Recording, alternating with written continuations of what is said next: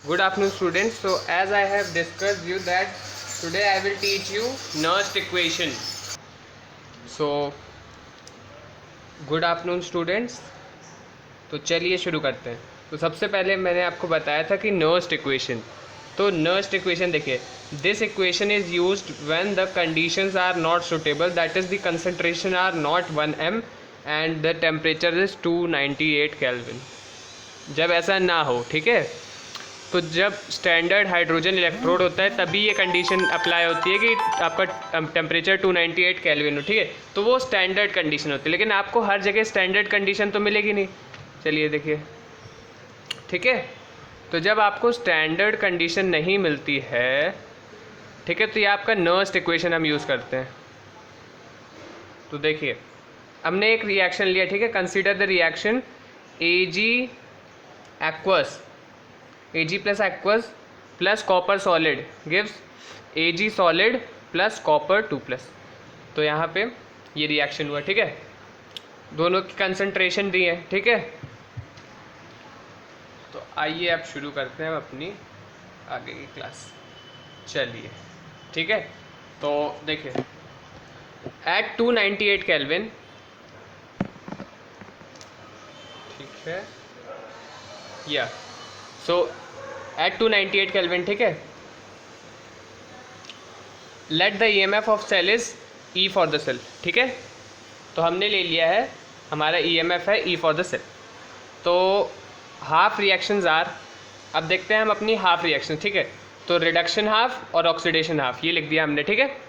तो भाई रिडक्शन किसका हो रहा है, इधर पे किसका चार्ज घट रहा है, तो सिल्वर का चार्ज यहाँ पे हो रहा है, ठीक है। सिल्वर ने अपना एक इलेक्ट्रॉन लूज़ किया, तो यहाँ पे 2 एटम्स ले लिया हमने, ठीक है। 2 एटम्स ऑफ सिल्वर प्लस, और 2 इलेक्ट्रॉन गए तो उसके 2 Ag सॉलिड। तो ये बैलेंस रिएक्शन, ठीक है। तो हमको हर रिएक्शन बैलेंस लेके चलनी है। ऐसे ही कॉपर का ऑक्सीडेशन हुआ तो लिख दिया आपने कॉपर का ऑक्सीडेशन हाफ, ठीक है। यह आ गया आपका रिएक्शन, ठीक है। तो यहाँ पे n मतलब n नंबर ऑफ इलेक्ट्रॉन्स था, 2 इलेक्ट्रॉन्स, देखिए दोनों में 2 इलेक्ट्रॉन्स, ठीक है। तो अब निकालते हैं हम E0 फॉर द सेल। तो E0 फॉर द सेल के लिए हमने फॉर्मूला लिया था। तो बाद में हमने पढ़ा था कि भाई जो आसान फॉर्मूला है, जो हर जगह लग रहा है, उसी को हम यूज़ करते हैं, क्यों इतना बड़ा फॉर्मूला ये वाला यूज़ करें। तो हम ये आ जाते हैं डायरेक्ट। अगर ये भी आप देखना चाहें तो देख सकते हैं, वीडियो रहेगा तो उसमें आप आराम से देखिएगा, ठीक है। लेकिन मैं तो सोचता हूँ कि यही डायरेक्ट आप यूज़ करिए, क्योंकि इससे आपका बहुत टाइम बचे। तो E फॉर द सेल हम निकालेंगे E0 of cell minus 0.059/2 log oxidation upon reduction, सीधा सा, ठीक। तो हमको शायद E0 की वैल्यू दी है, ओ निकालनी है। तो E0 of cathode minus E0 of anode करके हम निकाल लेंगे। तो आई होप आपने वो टेबल याद कर ली होगी।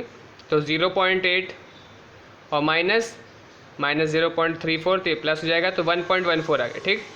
अब इधर माइनस 0.059/2, ठीक है, और लॉग कॉपर की कंसंट्रेशन देखिए दी है, ये है कॉपर की कंसंट्रेशन, मैंने क्वेश्चन में ही दी थी, इसलिए ये कहते हैं जब हमने रिएक्शन लिखा था तभी देखिए।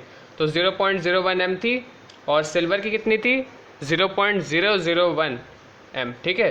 तो ये लिख देते हैं 10⁻⁻2 और 10⁻⁻3। अब आपके पास एक सवाल होगा कि यहाँ स्क्वायर क्यों है, ये बड़ा सा आपको स्क्वायर दिख रहा है, ये स्क्वायर। तो स्क्वायर इसलिए बेटा क्योंकि यहाँ पे हमने ट्वाइस लिया है ना, 2 एटम्स, इस वजह से। अब यहाँ कॉपर में तो आपके 2 एटम्स नहीं है, लेकिन सिल्वर में है, ठीक है। 2 चार्ज बनाने के लिए, मतलब चार्ज 2+ हो जाए, चार्ज +1 है, तो 2 एटम्स लेने पड़ेंगे, इस स्क्वायर लिया, ठीक है। अगर वहाँ 3 होता है तो क्यूब लेते, ठीक है। तो 1.14 माइनस, अब बेसिक कैलकुलेशन है, ये आप कर लीजिएगा। 10⁻⁻6 ऊपर जाएगा, 10⁻+4 हो जाएगा, 4 log 10 हो जाएगा, फिर उसको मल्टीप्लाई करेंगे आप। तो ये पूरा मिला के आ गया आपका 1.022 volt E0 for the cell, ये देखिए 1.022, ठीक है। तो आई होप ये आपको क्वेश्चन समझ में आ गया होगा। तो अब आपकी बारी है क्वेश्चन करने की, ठीक है। नहीं तो मैं आपको एक क्वेश्चन और समझा देता हूँ, ठीक।